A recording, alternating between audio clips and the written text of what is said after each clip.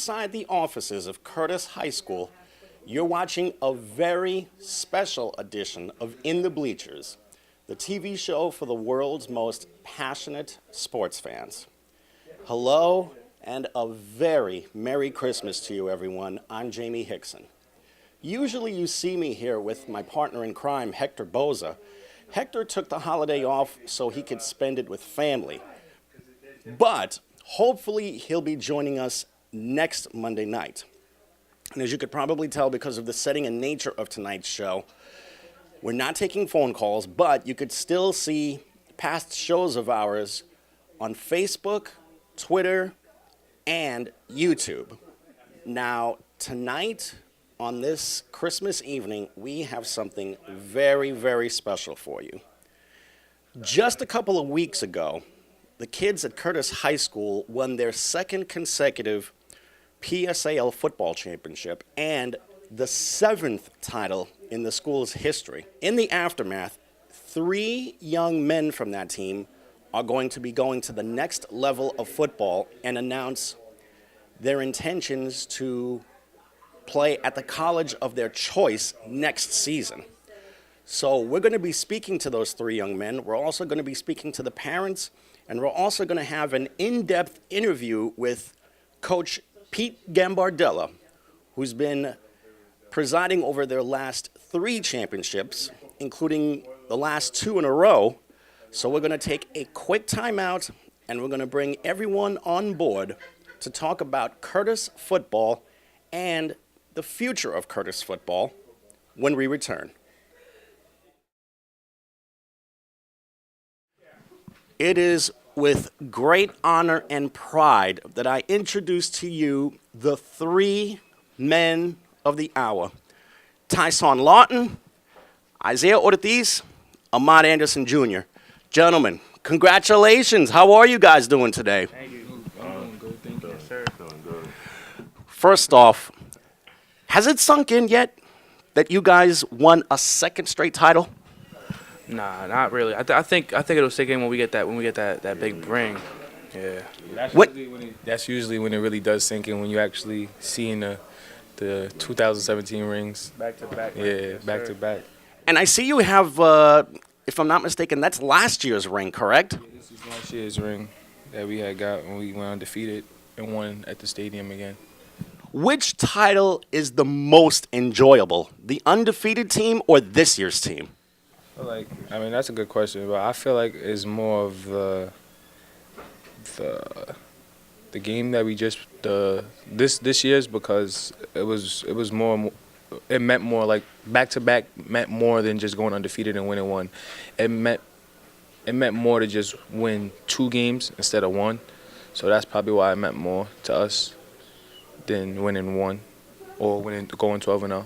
Especially when we're the underdogs. Like, we were the underdog all season. We came out, we were supposed to lose the championship game, and we won, so I felt even better. Well, I have to ask, losing only 1 game in 2 years, a lot of teams develop a mentality that they think that they can win every game. When you stepped on the field, did you guys think that you could beat anybody? Well, of course. That's how you got to think when you about to play a game. Can't go in with a losing mindset.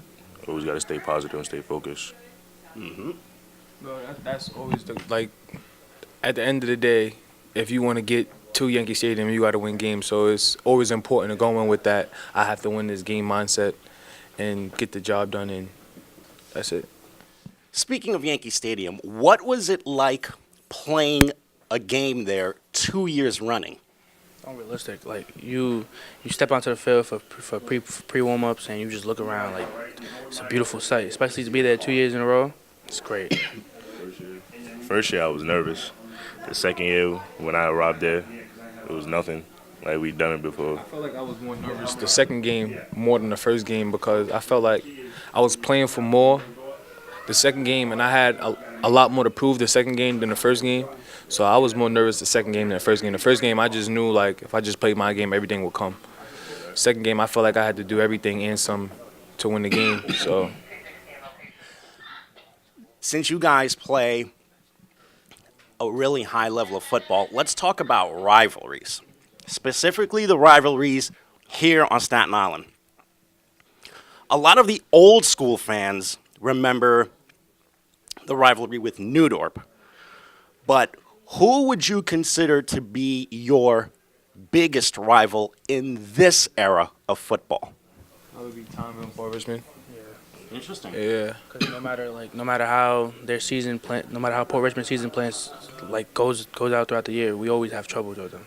Like they're around us all year, so they think because they know us, they're gonna be victorious, but it never works. It's a rival not only between the football players, but it's a rival between the school too. It's just like a big rivalry. Everybody's just Curtis Tomville, Curtis Port Richmond. The game is always packed out. Every game, every sport. Why was Tottenville so tough for you guys? They were tough for us because they were probably like we played them late in the season, so it was like we had a breeze throughout. After we had lost to Erasmus. Every game after that was pretty much a breeze, so we didn't really have that much competition.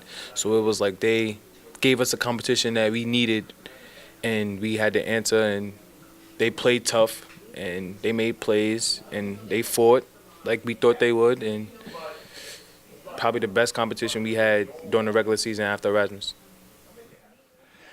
Now, you come from a rather well-known athletic family because your dad played the game many years ago. In fact, he played for a really good program at Kennedy. What kind of advice did he give you in order to make it to the highest level of football? Well, he always told me to always keep God in your prayers and always just to work hard, and everything else will fall in place. So I took that into consideration, and I used that as motivation, and everything just turned out fortunate for me. Now, you guys are going to be attending some very prestigious institutions. Ahmad, you're going to be going to Purdue. And, of course, Tyson, you're going to be staying close to home because you're going to be at Stony Brook next fall. Isaiah, you decided to enlist in the Navy to play pro football. Why? I just like the atmosphere there. Like the coaches, when I went there, they proved to me that it was big time football. Like the way that we walked around campus, the way they showed me everything, and it's a good atmosphere. It feels like I'm at home when I'm over there. One of the most well-known things about playing for the Navy is suiting up against Army. You are now going to be one of many players that have passed through the famous Army-Navy rivalry. When you take the field for that first meeting with them, what are your emotions going to be like? It's gonna be a special game, but I'm not gonna really focus on who we're playing and really what the objective is. Like we're gonna go play Army. It's a special game, but the objective is to win. So you just have to block everything out and have tunnel vision. What made you decide to stay close to home? It's like when I took the official visit, it felt like the campus is fun. Like I like the campus and like the academic program. Like they're big on academics there, and that's like the main part if the NFL or pro football doesn't work out. And like I like the campus is real small, so it's like everything's walking distance, and they have like a lot of stores around and all that. We checked out around outside around the campus, and it was fun. So that's why I like the school. Mm-hmm. Have you thought about an area of study that you would like to take on? Yeah, like if football doesn't work out, I'll probably do accountants or management. Good. Now, Ahmad, you are going to be going to probably one of the highest levels of college ball, and that's the Big Ten.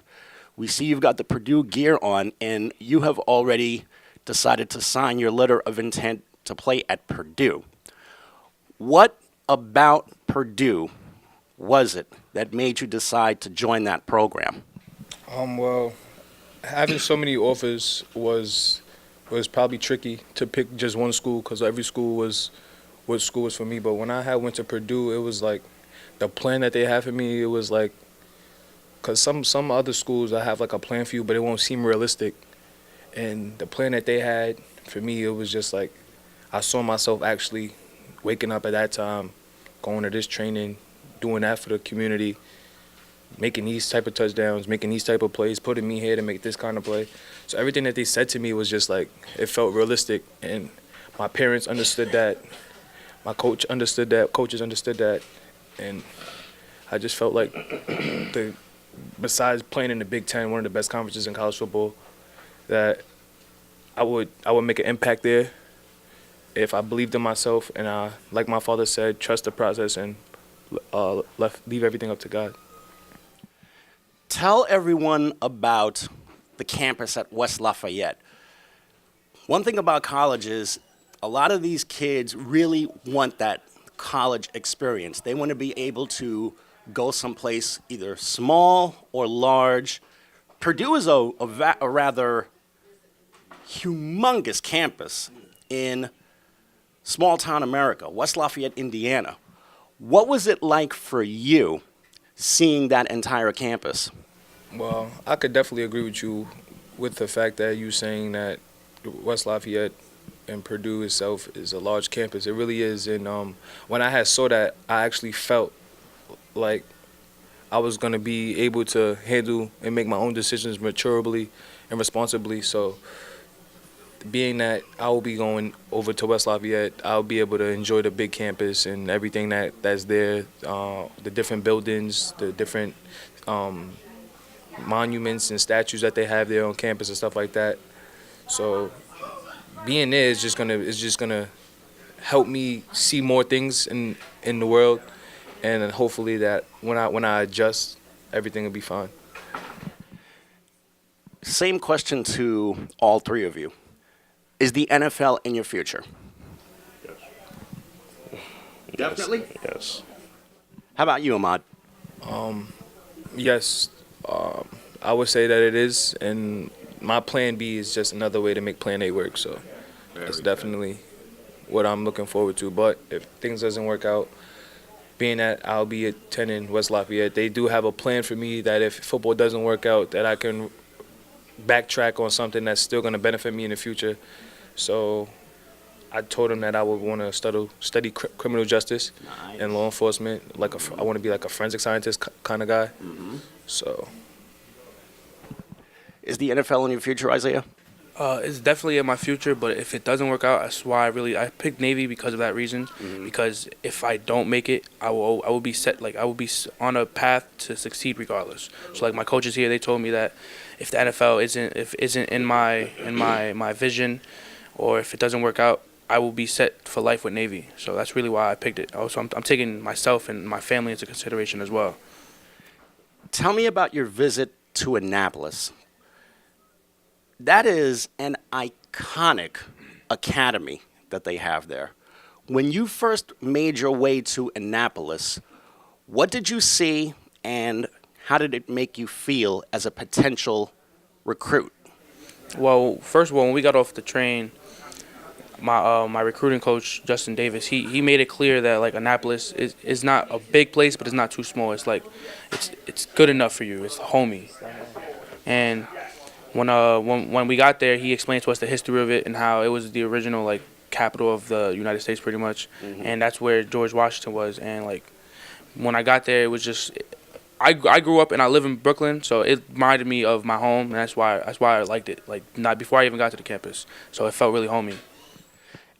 Was serving your country in the military something that you had always thought about? Yeah, it was always a thought in my head because my older brother, he was actually in the Army, served a couple tours overseas, and we always talked about it like it could be a plan for me.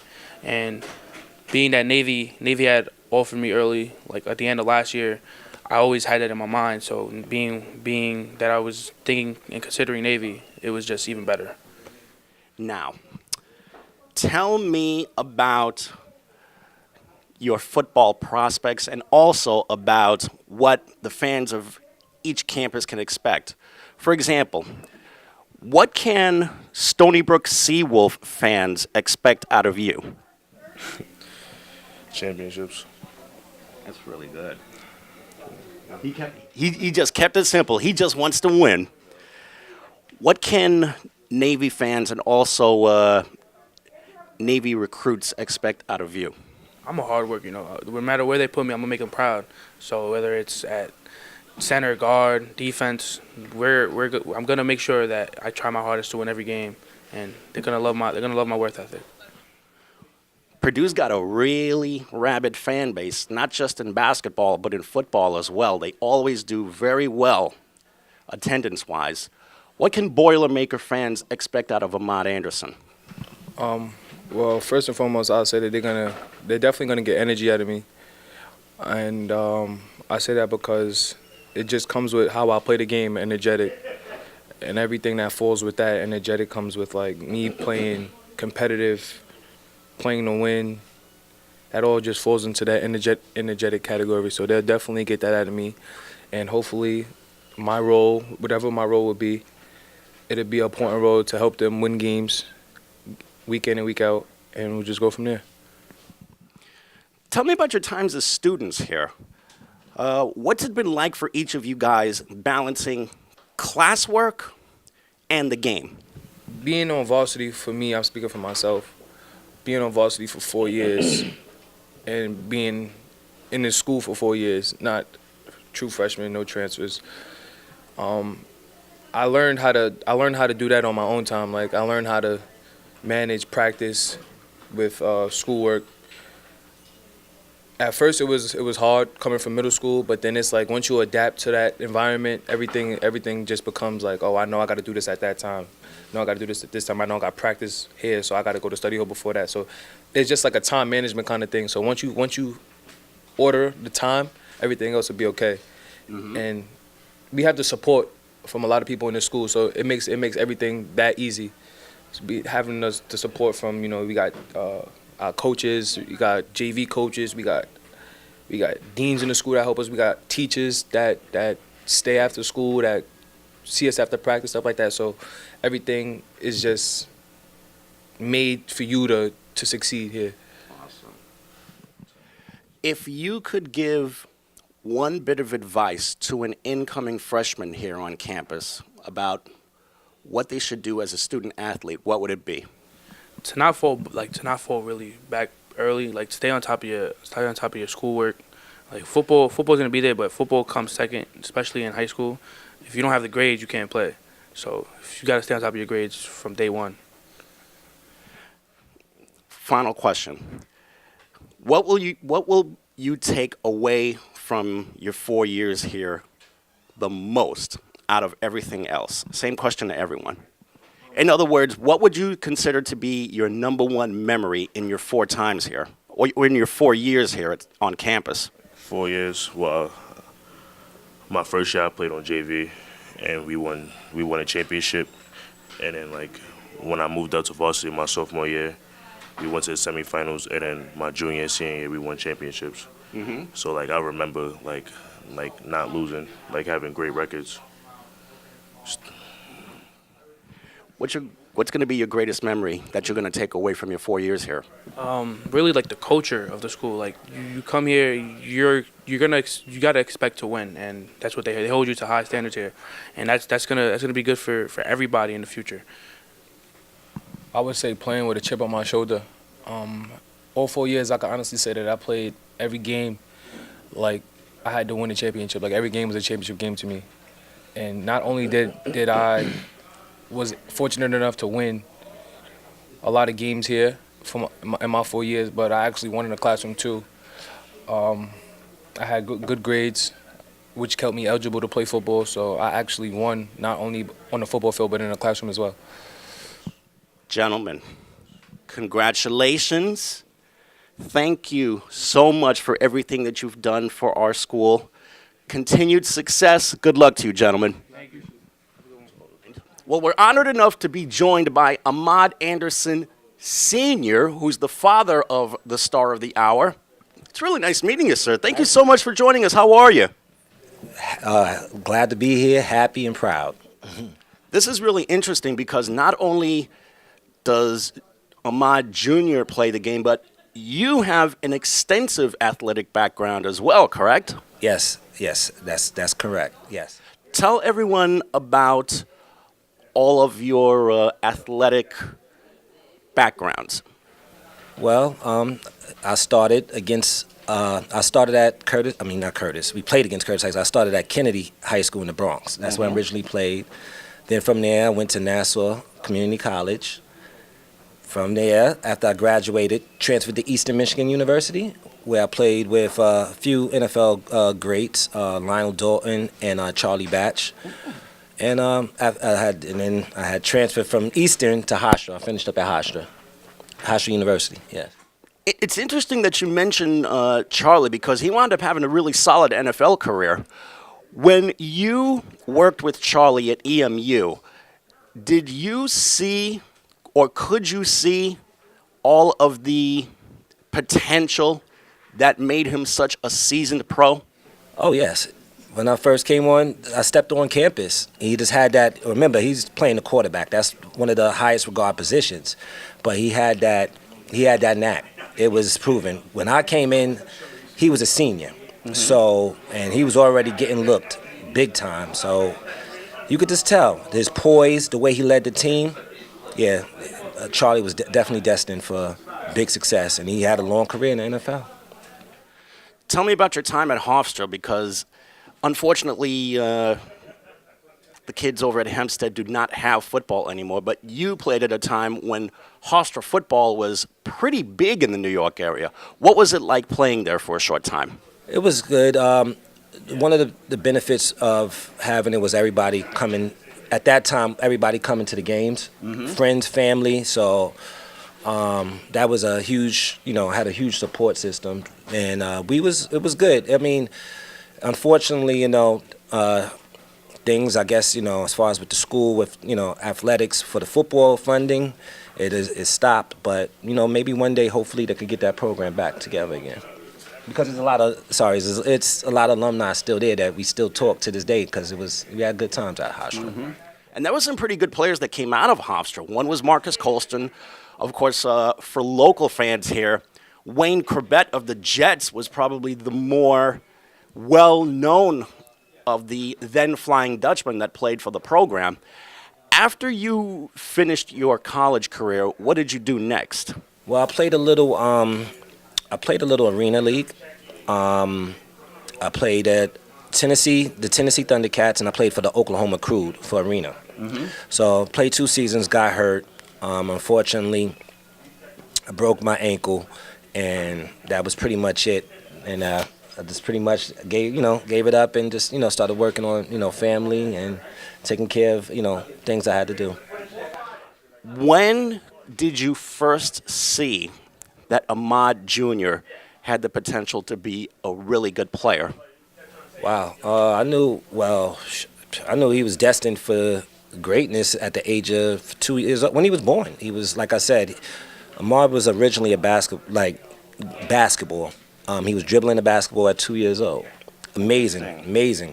It was unbelievable, and he carried that through the years. I see the progression, and and as far as it's kind of switched as he got into his teen years to more football, even though he played football at a younger age. Because, I coached football. I played it. It started to turn, and he started focusing more on football and playing both sports. And, he took that all the way through grammar school, all the way through high school. And he, as you see now, dividends has paid off. It just paid off. Hard work, dedication, staying focused. It's just a blessing, and just proud to be part of it. Got him through the way, and now he's on to big and better things. On his journey. So many parents of players, especially those parents that played the game in the past, really like to give their advice or words of wisdom about what to expect in the game. What did you tell Ahmad Jr. about your playing days and about what he could do at the level of football that he was at? Be a leader. Play hard. Play every game like it's your last. Ahmad, he might not say it, but he's a competitor. and is a competitor, and he likes to compete, and he's very consistent in competing. Sometimes, as a parent, sometimes I try to explain to him like, listen, you got to lead, lead your team because they follow. Football is a team game. It ain't an I in football. Yeah, you could be the best player, but you need your teammates, and for him to be that type of athlete, and still play within the team concept is amazing. So his bar is going to be real high as it goes into college, and it's a great thing.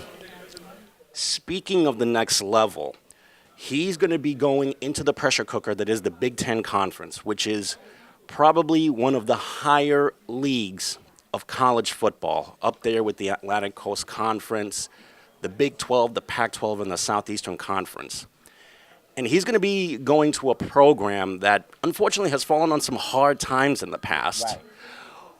What can Purdue fans expect from Ahmad Jr.? A dynamic player, hardworking, humble, and somebody that's going to give it his all. And you're just going to get a playmaker, which they need. They definitely need it, So he could be a centerpiece, as they build, like with the new staff and everything. So I think it's a good fit for him, for both, for the school and for Ahmad, coming in as a freshman, especially coming in as an early enrollee. He's going to be, there's a lot of things is going to be maybe fast, but the schoolwork could be hard. I mean, there's going to be an adjustment straight coming out of high school this early. But as far as, getting acclimated with coaches, the lifestyle living, and football, it'll be, adjustment, but he'll make do. Now it's time to really put you on the spot. What would you say about his NFL prospects? Well, right now we can't worry about the NFL. He's got to get through college. I look at it as like I tell him his dream. Oh, it's everybody's dream. My dream, everybody's dream is to play in the NFL. But it's a process, So first thing is, you got to get. Well, you got done with high school. You got to get through college. You know what I'm saying? You got to get bigger, stronger. It's a lot, So we ain't going to jump the gun, yeah, that's a dream, and always have the dream and a goal. I tell them, but let's not say, oh, I'm going to the NFL or this or that, because it things like that. It's it's hard to make the pros. And I don't care. You got 4-star, 5-star, 3-star kids, 2-star, and they don't even make it. So you gotta be humble, you gotta work hard, train, focus, and you'll be fine. But he's on the right path. Let's put it like that. He's on the right path, and as long as he stay key to course, everything will be fine. And is in God's plan. It'll work it out. Everything will work out. Tell me about your Kennedy days. You attended Kennedy at a time when it was a really powerful program. Oh, yeah. What would you say was your greatest memory from Kennedy? Winning the city championship. What was that, 94? We won. Head coach at the time was Jerry Horowitz, Kennedy. We went through the New York City. We had to go through Curtis. Curtis was one of our rivals, Wagner. I'm a Bronx. I grew up Bronx, New York. So us playing these schools like Curtis, Wagner, Tottenville, those was like big things. So for me to be out here now, living in Staten Island, is kind of amazing too. That my son has won championships, and I'm able to enjoy the moment again. 2 years back to back actually. So for Curtis, so that's so he got 2 rings. So that's 3 rings in the house. That's really good. Yeah. Do you guys compare championship rings at all? Their rings are bigger than what we had back then. Their rings is bigger, much bigger. We had small rings. I mean, we had nice at that in that time. That was '94. We was like, oh wow. But yeah, their rings is at this time, and it's much advanced and better. Do you still keep up with what's going on with your old alma mater at all? Oh yes, yeah. I speak to I speak to the coach is still there. They congratulate me all the time, with everything with my son. Teammates I still in contact with. Actually, they come to the games that I used to play with in support. So I pretty much, football is like a fraternity. You never like lose that. Like when you're like, it's like brothers for life. So in life, even though everybody has their own path, but that's the whole joy of the whole thing of football, the togetherness, and these relationships you'll have, throughout life. So true. Unfortunately, the game has taken a bit of controversy lately. One, because of the protests of the national anthem, and two, because of the high number of head injuries and diagnoses of CTE that have occurred, especially with players that have been out of the game. Is major injury something you worry about when it comes to Ahmad Jr.? Oh, yes, definitely. Yes, because like I said, and I'm talking to him about protecting yourself, playing smart. Those are the little things I tell him because I played the game. I was a defensive player, so I played safety. I didn't even get a chance to. I played free safety, so I was known for hitting and being aggressive, and that was my thing, and I took pride in that. And I think that's where he got that toughness. But I also say I don't want him to play like how I played, because in that time football was different. It's a different game now. So you got to be smart, so I always get nervous. Like I'd be like, oh, we get hurt and injuries and shoulder injuries. Yeah, I'd be concerned about it, because at the same time I know his position, and I know, things that can happen to certain effects, down the line. So yeah, that's a concern with me. So I always tell him my main thing is always try to protect yourself. Play smart. Play aggressive. Play hard, but just play smart. Because it's definitely a different game from back in the '90s and the '80s with all the new rules and everything. Yeah. What is your biggest hope, not just for Ahmad Jr., but for the Anderson family in general? Well, my thing is just him succeeding and achieving it. His dreams, like he said, he has aspirations. The first thing was, going to college. That was a dream. He's living that dream. He's going to be living that dream in about a couple of weeks. And his next dream is to hopefully, God willing, make it to the NFL. And to see him to be successful and achieve those dreams, that makes me happy. Like I already told him, I don't need nothing. I just want to see. My thing is to make sure you achieve your goals, and that's why that's my main focus with him, and that's it. I'm gonna guide him. I'm gonna be there. So you don't make the same. Certain things you might not know, mistakes, which will happen. But for the most part, you got an idea of what to expect, of what to do and what not to do. And that's it, pretty much it, And, we'll take it from there. And this, like I said, the Anderson family will be proud.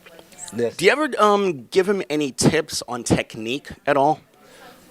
He be giving me the tips and techniques now. Wow. Yeah. Only time I talk to him, anytime I would speak to him, offensively, like I said, I wasn't the offensive player. He's the offense. He's got that offensive, what the kids call swag now. I give him, for instance, in the semifinals game, I gave him a few pointers because I didn't like what I was seeing on the defensive side of the ball. So I said, yeah, now look, this is what's going on. You got to pay attention, or maybe you're not communicating to your team. But that was just me, not just like advice, So I'll give him, like, as far as advice, it was like times this year, that's like on the defense side of the ball. If I seen something, I was like, oh, okay. But for the most part, he knows it. He's a smart kid. And, but you're never too smart for advice. You're never too smart to take wisdom or take pointers. I could be annoying, but, it's always, better, I'd rather say it than not say I should have said it, and then something happens. So that's it. Ahmad, congratulations to you. Congratulations on your own career as well. Continued success. Good luck to you, sir. Thank you. We have Ahmad Anderson's stepmom joining us, Micheline Anderson. It's very nice meeting you. Thank you for joining us. How are you today? I'm good. Well, happy, proud. What's it like seeing your son, your stepson, accomplish so much at such a young age? It's very fulfilling. I was introduced to him when he was 2 years old. He came into my life at that time, and I'm happy that I've been on this journey with him. And I tell him all the time how proud I am of him, and I just want him to be successful and make it and accomplish all his dreams. Have you given him any other advice about what to expect at the next level? I always tell him to stay humble and always think first before you react. Make sure you make the right decision, think about it first, and everything will just fall into place. Had you always been a football fan? No. Not until he came into my life. Him and his dad, and then I have a son, so they all now are into football.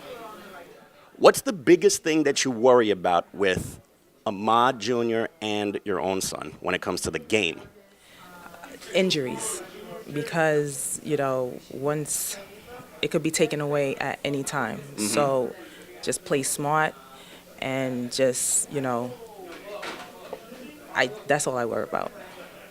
Micheline, thank you so much. Happy holidays and good luck to you. Enjoy. Thank you. The proud mom, Sandra Baines, joins us right now. Happy holidays to you, first of all. Thank you for joining us. How are you? I'm great, thank you. What's it like for you seeing Ahmad accomplish so much at such a young age as well? It's pretty amazing. I knew from little, Ahmad was born and raised in Long Island, New York. Mm-hmm. He transitioned to Curtis as a freshman, and he said, I think that this would be a best fit for me as far as high school football. And I agreed. Have you given him any words of wisdom about what to expect at the college level? I told him to pay attention to everyone. Some people won't have your best interest at heart, and you have to be able to decipher who's for you and who's not for you. Take me into the day of a life of a football mom. What do you do per day, and also, what's game day like for you? Well, being that I'm traveling from Long Island, where he was born and raised, which is like 45 minutes away, if a game is at 12 o'clock, I'm up by 9, getting prepared, my signs. I'm always in the stand with signs and Ahmad paraphernalia, so it's just like preparing going to an NFL game. Speaking of the NFL, do you see the pros in his future? Possibly, but I prefer that he gets his education. That's really interesting. Why is getting that college degree so big for the family? Because we're a college degree family. Mm-hmm. You can be a student athlete. Your grades have to follow what you're trying to do on a bigger stage, because people, they'll always love you for your talent, but they'll love you mostly for your brain. That's really interesting. Tell me about your own school days back in the day. Well, high school, I was more of a cheerleader, prom queen, stuff like that. Sports wasn't for me. I was too much of a girly girl to play sports. College years were, they were. It's an experience that you can never get back. And where did you attend college? New York Institute of Technology in Central Islip. But I only went for 2 years because it wasn't for me. I did, I got my license as a cosmetologist. I do makeup, I do lashes. That's always been my passion. And what does the future hold in addition to Purdue University? What does the future hold for you and the two Ahmads? Ahmad Sr. and I are divorced, so the future for Ahmad Jr. seems very, very bright and hopeful. I go to church. I pray that he stays healthy, and I just want him to be able to play the sport the way it needs to be played. Thank you so much. Continued success, congratulations, and good luck to you. Thank you. Our new friend, Rose Angel Delphin, who happens to be the mother of star player Isaiah Ortiz, joins us. It's really nice meeting you. Thank you for joining us. How are you today? Great, thank you. How are you? Very good, thank you. What's it like for you seeing your son not only win 2 titles in a row, but also finally make it to the next level, which is the college ranks? I can't even explain it. It's been quite an experience. I'm just thrilled with emotions. Like he's like going away to college, So it's a big thing for all of us. Have you given him any advice or words of wisdom about what to expect when he gets to the next level of school? The only thing I always told my sons, besides I have another son, was to always have discipline. Discipline and patience will take you everywhere. It doesn't matter if you're a football player, if you're going to be a lawyer, whatever it is you choose, it'll take you anywhere. Discipline and respect towards everybody else. And that's one thing that I know he has. You had told me beforehand that you always worry about Isaiah possibly getting hurt.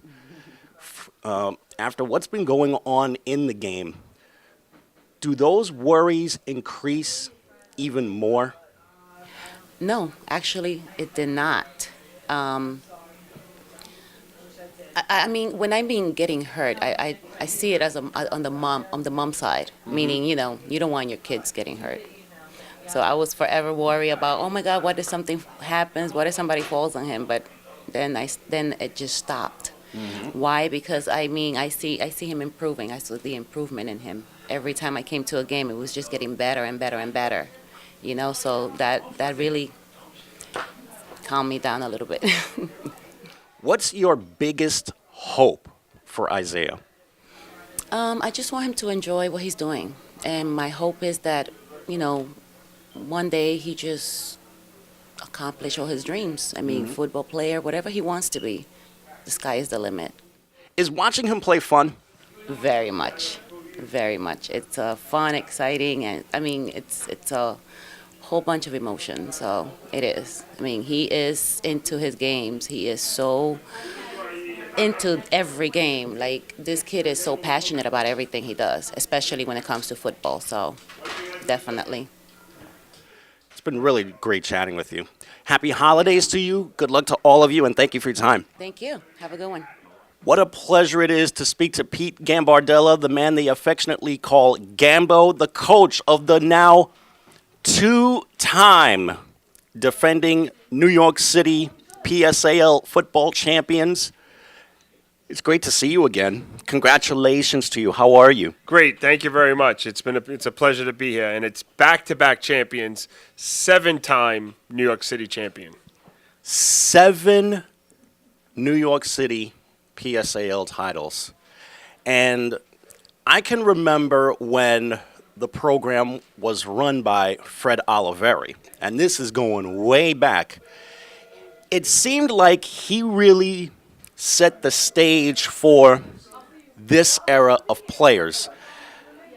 What do you remember from your early days being here on campus? No, I mean, Coach Oliveri, is a tremendous mentor, and he really got Curtis football on the map and, made it, set the great foundation for what we have now. I mean, of those 7 city championships, Coach Oliveri, was the head coach for 4 of them. Bringing back-to-back in 98 and 99, and then 2002, and then his final season in 2007. So when you look at over the span, you're talking Curtis High School, 7 city championships in over the last 20 years. That's pretty good. Would you consider that a dynasty? I think it's pretty good. I don't know the definition of a dynasty. I just worry about each year with the Curtis High School team, and what I'm going to say is that's pretty impressive. Even before the 7 titles, Curtis had always produced really, really, really good players. From Vernon Turner to Stephen Gregory, and now the trio that you have currently that just did their letters of intent. What makes this group of kids, not just the trio that we spoke to moments ago, but the entire group of kids that won the 2 titles, special?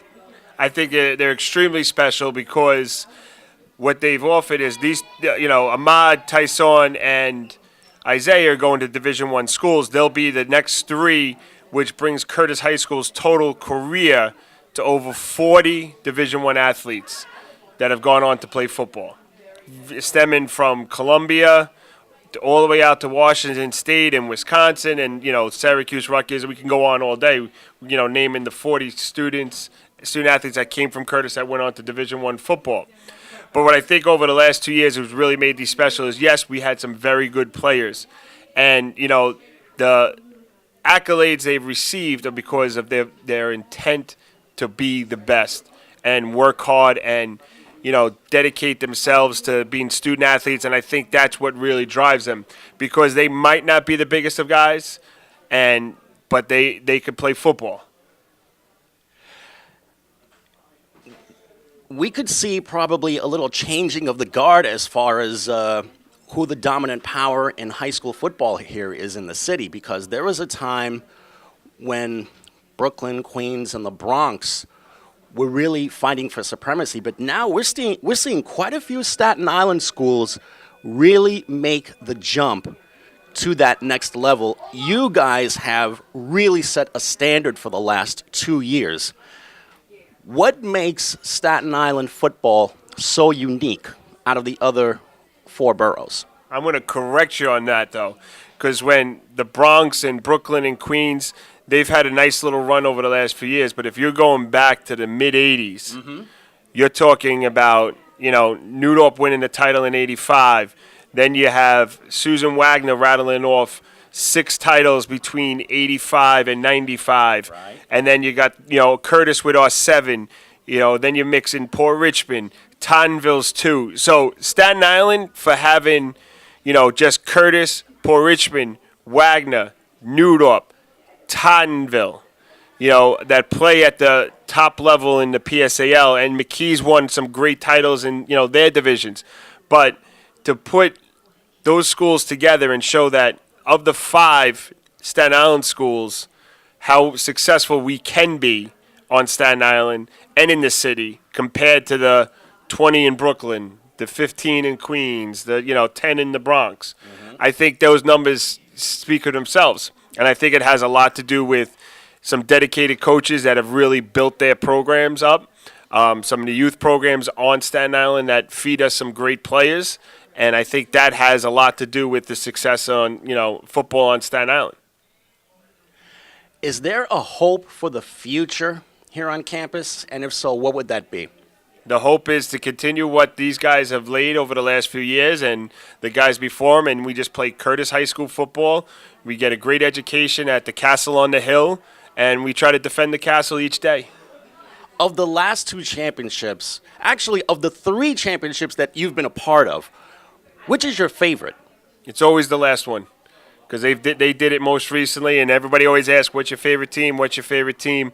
Coaching, 4 city championships with Coach Oliveri, and the last time with me as a head coach. But I always say it's it's like you can't pick my daughter or my son. I can't tell you which one's the favorite, but I'm going to tell you the one I really enjoy the most is the last one. Take us inside the mind of a high school football coach. What is game day like for you? And also, what is preparation for an upcoming game during the week like for you? All right, I'm going to start backwards. Our preparation will probably most likely start on a Sunday. We'll bring coaches in the morning, and we'll start watching our film from the last game, and then start watching the opponent scout, where we start prepping our game plan.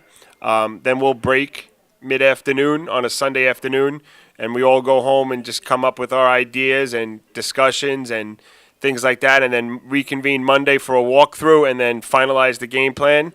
And then we're practicing Tuesday, Wednesday, Thursday, Friday, game day on Saturday. And people got to remember that we all have jobs during the day, and then football becomes our job after school. So it takes a lot of time and effort, and between practice and game prep and the work that you continue at home, and recruiting and different things like that, they all take part in full day. Now game day is a little different. Most of our games are on Saturday because we don't have lights yet, and so our prep is you get in early. You start setting up the field if it's a home game. If it's an away game, you start packing everything you need, making sure the equipment's ready, the uniforms are set out for the players so they can collect them and get dressed. And then it's, into a routine. We get our warm-up, then we're in pregame, game, hopefully. And then, as we're changing at the end of the day, we're, getting the film up and trying to get ready for the next opponent. I can't help but notice the logos of the 3 universities that your 3 kids wound up signing with. These are some really prestigious programs. What is it like for you as an individual and as a head coach to see these kids make their way to the next level? I think it's very important. We always have a discussion with our guys and say, not everybody's going to be a Division I athlete, but everyone's going to go to college. And, the fact that, these 3 gentlemen, Tyson, Ahmad, and Isaiah, can go to college for free means a lot, for them as well as, for the program as well, because we're proud of what we've produced and what we've, built. And it shows that they took care of their academics from their freshman year on, their SAT scores, and they did well on the field. And sometimes, as you said before, college scholars, college recruiters come in, and they're looking for a certain dimension, and these guys fit it. It has no slight to the guys that are out there and playing every snap and are just as good football players, but for whatever reason they don't make a dimension. But, those guys will go on to school, go on to college, and be successful as well as Ahmad, Isaiah, and Tyson will be. After 7 titles, 3 of which you've been a part of, does the fire to win still burn? I think the fire gets a little hotter each year, because once you taste that success, and I think it's not more of me, it's just when you get a chance to look at the expressions on these kids' faces after they've won a title, and their feeling of completion is priceless. And we continue to push to make sure that the next group of students, athletes, get that same feeling. Here's some food for thought. Tell me about having to balance winning and making sure that the kids do well in class. What's that like for you? And also, what do you do in order to keep that balance the same? Well, I think it's, what you're doing after school is the football preparation, but what you're telling them during the day is, hey, I work too. Your job is from 8 to 3, and that's your job. Your job is to go to class. Your job is to get good grades. Your job is to make sure you're ready for the next level. So there's a bit of a balance, and, a lot of the good players understand that concept, that dedication, and they're willing to do it. And you're going to have some players that, will test the limits a little bit. But I think if we just keep pushing them and then they get the big picture, and those are the kids, those are the players that you want, the ones that understand it and will work just as hard in the classroom as on the field, because that shows the true character in them. And I think we've been lucky enough to have those types of student athletes here. If I'm not mistaken, I think you're also a graduate from campus, aren't you? Yes, Curtis grad 1993. Is the game fun for you? Not just to coach, but to also participate in? Oh, it's the best sport out there. You can't go wrong with it. You know, the life lessons that are learned through football, the level of competition, the satisfaction of seeing someone be successful in a play work, or a guy make a great job, do a great job on a play. I think that's irreplaceable. Coach, thank you. Thank you very much. Congratulations, and thank you so much for all you have done for our campus. Continued success. Happy holidays to you, and good luck to you. Happy holidays. Thank you very much. It's been a pleasure. Guys, that's going to do it for us. Before we continue, I just want to give a special word of thanks to everyone involved here on campus. I want to thank Coach Pete Gambardella. I also want to thank Mr. Eric Ritzer, who's been presiding over the athletic department here on campus. I also want to thank all of the parents and all of the players involved, and I especially want to give a special word of congratulations over to the kids here at Curtis for winning their third PSAL title under Coach Gambardella and the 7th championship in school history. So that's going to do it for us. Hector hopefully will be joining us next Monday night. So for everyone here, I am Jaime Hixson, wishing you and yours the happiest and healthiest of Christmases. We hope that you have a safe and joyous holiday season. Until next time.